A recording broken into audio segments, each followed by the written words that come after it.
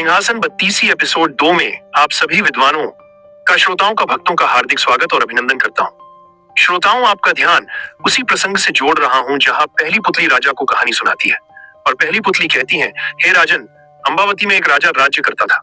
वह बड़ा दानी था। उसी राज्य में धर्मसेन नाम का एक और बड़ा राजा हुआ। उसकी 4 रानियां थीं। एक थी ब्राह्मण, दूसरी क्षत्रिय, तीसरी वैश्य और चौथी शूद्र। ब्राह्मणी से एक पुत्र हुआ जिसका नाम ब्राह्मणीत रखा गया। क्षत्राणी से 3 बेटे हुए। एक का नाम शंख, दूसरे का नाम विक्रमादित्य और तीसरे का भर्तृहरि रखा गया। वैश्य से एक लड़का हुआ जिसका नाम चंद्र रखा गया। शूद्राणी से धन्वंतारी हुए। जब वे लड़के बड़े हुए तो ब्राह्मणी का बेटा घर से निकल पड़ा और धारापुर आया। हे राजन, वहां के राजा तुम्हारे पिता थे। उस लड़के ने राजा को मार डाला और राज्य अपने हाथ में लेकर के उज्जैन पहुंचा। संयोग की बात है कि उज्जैन में आते ही वह मर गया। उसके मरने पर क्षत्राणी का बेटा शंख गद्दी पर बैठा। कुछ समय बाद विक्रमादित्य गद्दी पर बैठे। एक दिन राजा विक्रमादित्य को राजा बाहुबल के बारे में पता चला कि जिस गद्दी पर वह बैठे हैं वह राजा बाहुबल की कृपा से है। पंडितों ने सलाह दी कि हे राजन, आपको जग जानता है, लेकिन जब तक राजा बाहुबल आपका राज तिलक नहीं करेंगे तब तक आपका राज्य अचल नहीं होगा। आप उनसे राज तिलक करवाओ। विक्रमादित्य ने कहा, अच्छा, और वह अपने ज्ञानी और विश्वसनीय साथी लूथवरण को साथ लेकर वहां गए। बाहुबल ने बड़े आदर से उसका स्वागत किया। 5 दिन बीत गए। लूथवरण ने विक्रमादित्य को सलाह दी कि जब आप विदा लेंगे तब राजा बाहुबल आपसे कुछ मांगने को कहेंगे।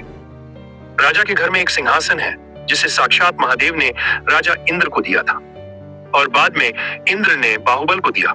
उस सिंहासन में यह गुण है कि जो उस पर बैठेगा वह 7 द्वीप नवखंड पृथ्वी पर राज करेगा। उसमें बहुत से जवाहरात जड़े हैं।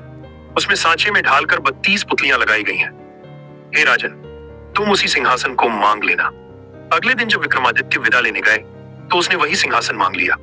राजा बाहुबल वचन से बंधे थे। बाहुबल ने विक्रमादित्य को उस पर बिठाकर राज तिलक किया और बड़े प्रेम से विदा किया। राजा विक्रमादित्य ने लौटते ही सभा की और पंडितों को बुलाकर कहा, मैं एक अनुष्ठान करना चाहता हूँ। आप देखकर बताएं कि मैं इसके योग्य हूं या नहीं। पंडितों ने कहा, आपका प्रताप तीनों लोकों में छाया हुआ है। आपका कोई बैरी नहीं। जो करना हो कीजिए। अपने खानदान के सब लोगों को बुलाइए।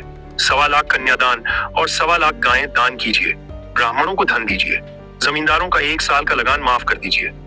इतना कहकर पुतली रत्नमंजरी बोली, हे राजन, आपने अगर कभी ऐसा दान किया है तो सिंहासन पर अवश्य बैठें। पुतली की बात सुनकर राजा भोज निराश हो गए। आज का दिन तो गया, अब तैयारी करो, कल सिंहासन पर बैठेंगे।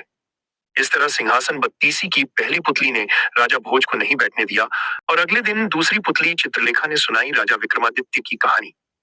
दूसरी पुतली चित्रलेखा अगले वीडियो में सुनाई।